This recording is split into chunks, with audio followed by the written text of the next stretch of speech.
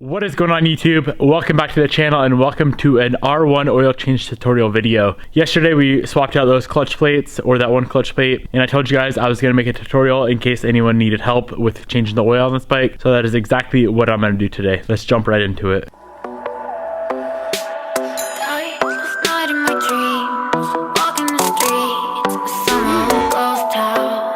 Now before changing your oil and anything, it's always a good idea to have your engine warm, the oil warm. So go ahead and ride the bike a little bit. I can't ride it. As you can see, it's pretty, there's a lot of snow outside, and the ECU's off the bike right now getting reflashed for a new tune. So I'm going to be draining the oil on this bike cold, but it's going to come out a lot faster if the oil is warm. So go ahead, ride the bike a little bit if you can. The only tools you will need to complete this job is a ratchet with a extension. That's not necessary, but I like to have an extension with a 4mm Allen head. If you don't have that, just use a 4mm Allen wrench. That is a 17mm wrench for the drain plug, and then an oil filter wrench in case your oil filter is stuck on there.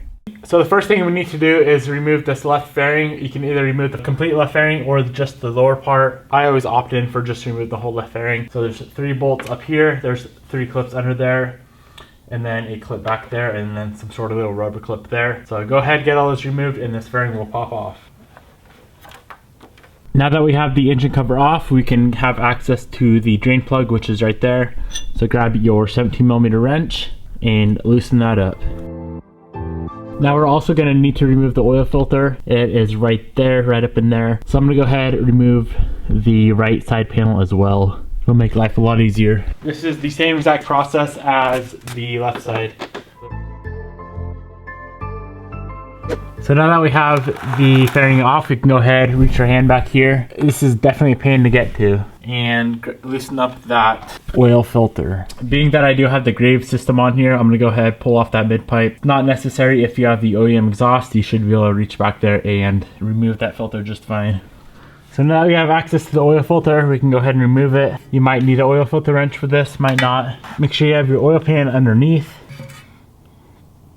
Alrighty, we can throw the drain plug back onto the motor, throw it up on there, and we're going to snug that up using our 17mm wrench.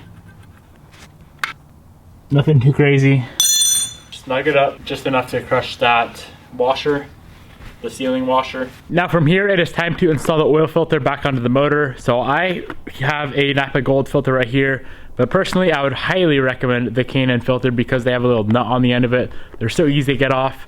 I just happened to run out of them, so I had to run to the local Napa to pick up this filter. But I will have both of these linked down below. If you want the gold, go with the gold. It's a really good filter. K&N's better because it has the nut on the end, but I'll have both this gold filter, the Napa Gold, and the K&N linked down below. So what I like to do before I put the filter onto the motor, just grab a tiny touch of oil and rub it on the seal.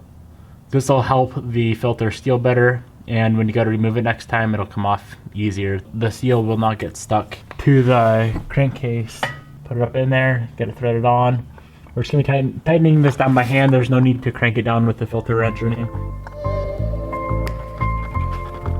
Right, from here, we're going to throw the bike back together. So I'm going to throw my exhaust back on, throw both side fairings on, and then we can do the fun part, add the oil. The very last thing we need to do to finish up this oil change is add the oil. This here is the oil I'm using. It's the AMS oil 10W40. I'll have it linked down in the description box below. It is quite a bit more expensive than other oils on the market, but I'm a firm believer in treating your bikes right, and they'll treat you right.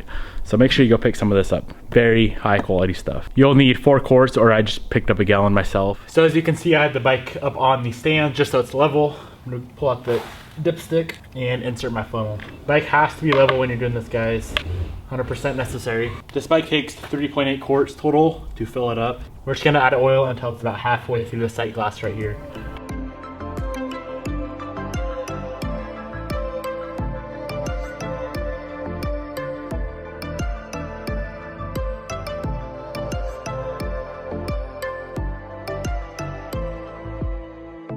So that looks pretty good there. So what you'd want to do from here is actually run the engine. Being that I have the ECU off the bike getting reflashed, I cannot do that. But go ahead, run the engine for about 5 minutes and then recheck the oil level.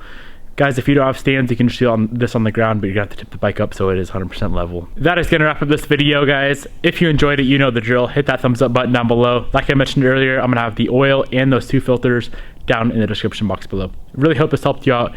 And as always, if you have any questions, just drop them down in the comments. Thank you for watching, and I'll see you in the next video. And for everyone wondering about the FRS build, guys, I have not forgot about that car. I just really wanted to get this R1 completely done before I get started on the FRS again. So the very next video coming out should be the FRS build again. Stay tuned for that.